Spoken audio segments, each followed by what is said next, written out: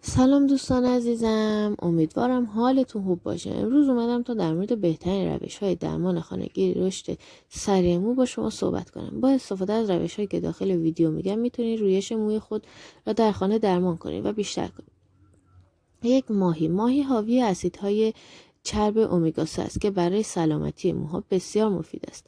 مصرف ماهی‌های مانند سالمون، ماهی تون ماهی، ساردین به رشد موهامون کمک میکنه. تخم مرغ هم غنی از پروتئینه که برای رشد و تقویت موهامون بسیار مهمه. همچنین حاوی بیوتینه که به سلامتی و رشد موهامون کمک میکنه.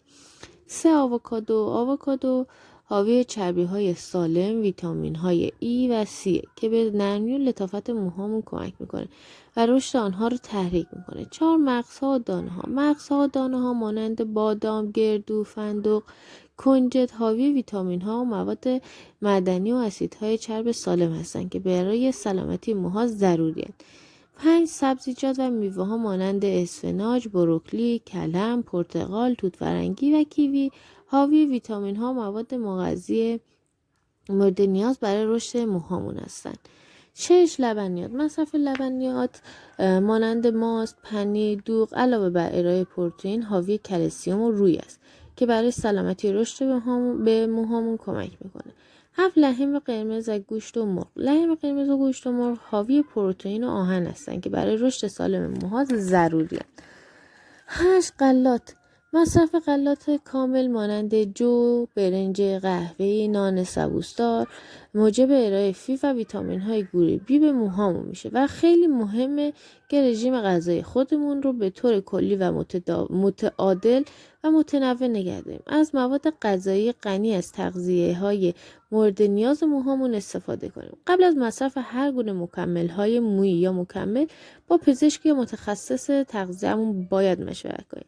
همچنین بهتر به عوامل دیگه‌ای به روی رشد موهامون تاثیر میذاره توجه کنیم، از جمله مراقبت درست از موها، استفاده از محصولات ضد شوره مناسب، استفاده از ماسک‌ها و شامپوهای حاوی مواد تقویت کننده و جلوگیری از استفاده از حرارت بیش از حد آسیب دهنده برای موها مانند صاف کردن موها با حرارت بالا یا استفاده از دستگاه‌های حرارتی برای شکل دادن به موهام.